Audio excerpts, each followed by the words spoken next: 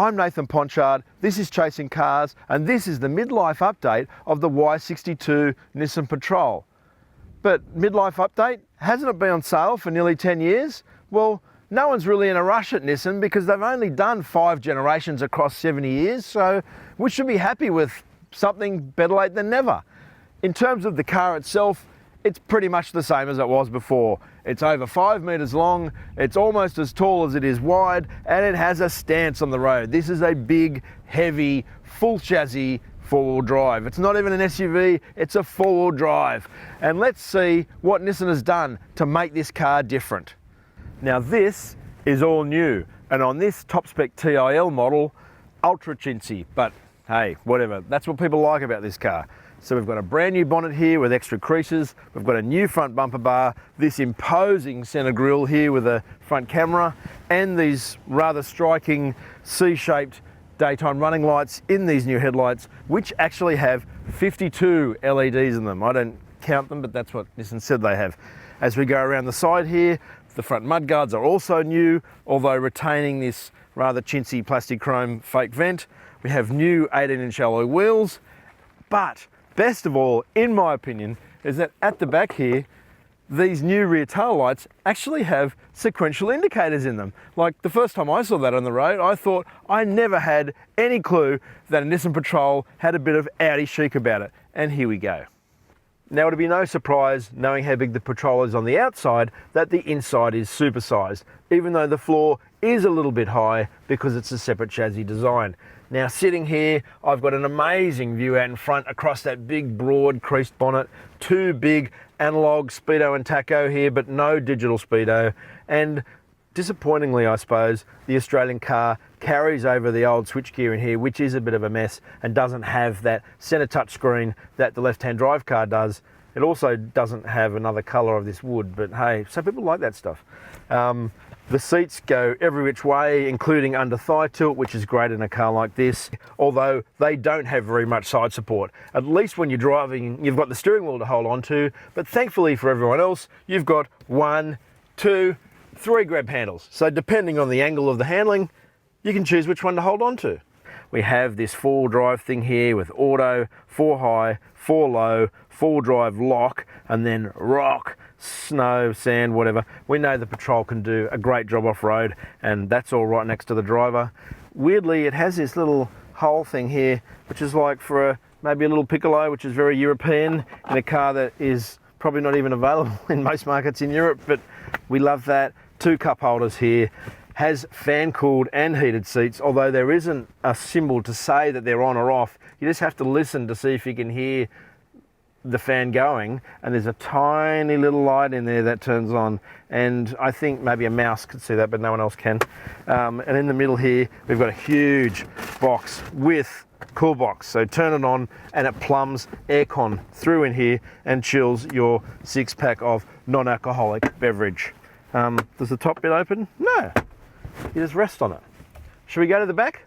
Much like the front, there isn't much lateral support in this back seat. It's pretty flat and there isn't a whole lot of under thigh. But you know what? The Patrol isn't really about handling anyway. It's all about the view in a straight line. And you do have these grab handles to hold on to if you're feeling a bit uneasy. You also have 2 screens in the backs of the front headrests in a very retro 2000s kind of way to keep you entertained for the kids. And look at this.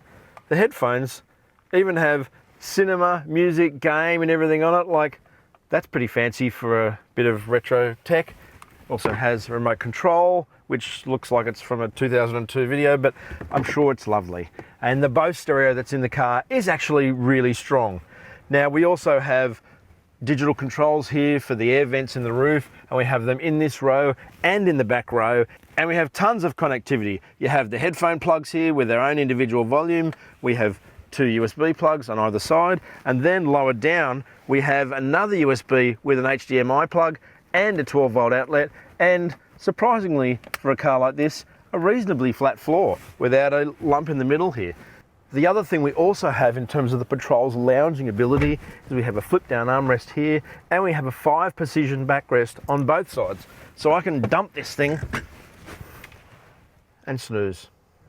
Now, one thing the Patrol inherits from the Pathfinder is this seat fold mechanism, which is actually pretty good, although it doesn't return to exactly the same position it was in before.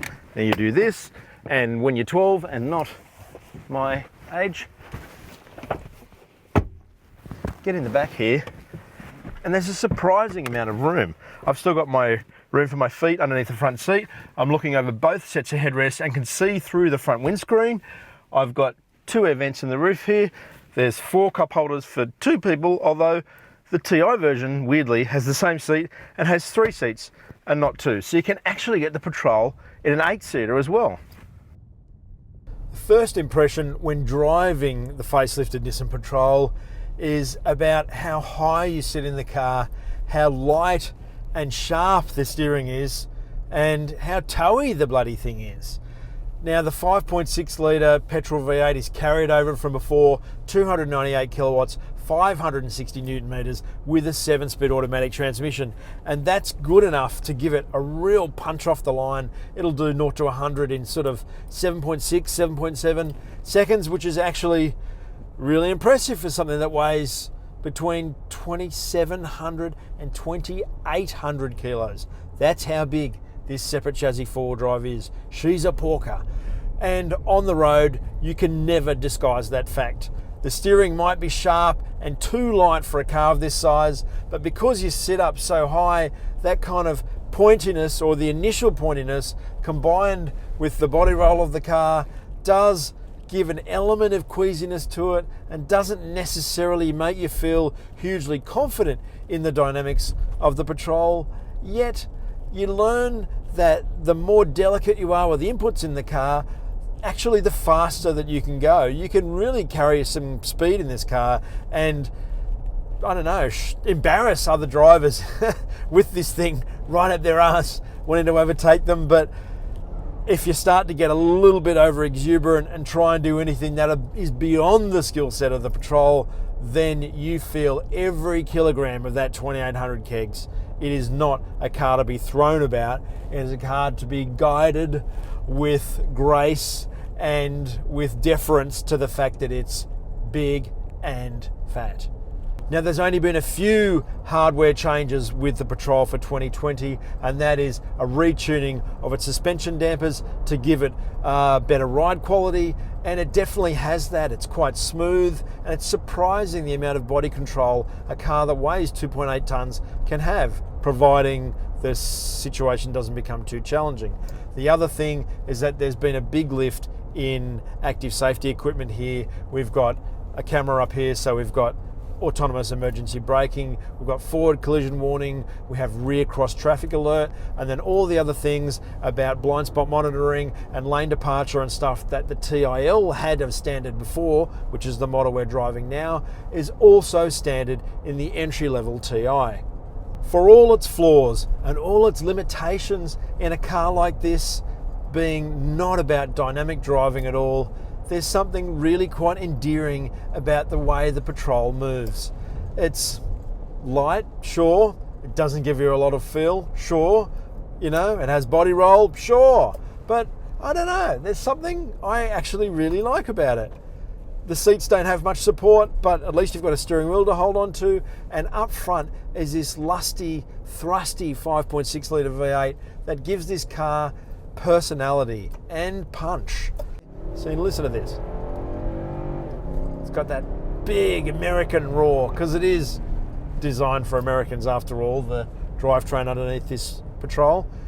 Yeah, it does pretty good. It's probably got quite a breadth of ability when you ask it to do what it needs to do, which is off-roading, which it's really good at, and performance, which it's surprisingly okay at, and economy, which it isn't completely putrid at. On the trip computer, it's been showing between 16 and 17 litres per 100 for the driving we've been doing on this launch over the past day and a half in New Zealand, and that's not too bad for something that's so big and heavy. Once again, I know I'm making concessions for what we're in here, and sure, I really hate all the chrome on the outside of it, but there's a good car in this Patrol, and there's potential for this car to be something else going forward if Nissan can manage to do the Warrior treatment to the Patrol like they have to the Navara and to the level of success of what they've done in the Navara, then I reckon there's a real chance that the Patrol has more longevity. This car is 9 years old in design internationally and has been on sale in Australia now for 7 years this year, and we've only just had its midlife facelift, and yet there's still some bandwidth to play with. There's still some potential for an improvement, and I reckon a Patrol with a bit of end-trekking stuff and all the stuff blacked out on the outside like on the new Pathfinder and the Navara, plus suspension tuning by Premcar, I might actually want to like one and buy one, but not with my own money. So, the facelifted Nissan Patrol actually turns out to be a bit of a surprise. It's much more endearing to drive than I thought it would be, it's much more practical than many people would give it credit for, and it's actually pretty good value when you consider that the entry-level TI is only $75,990 and this top-spec TIL with all of those gadgets that it has inside is $91,990.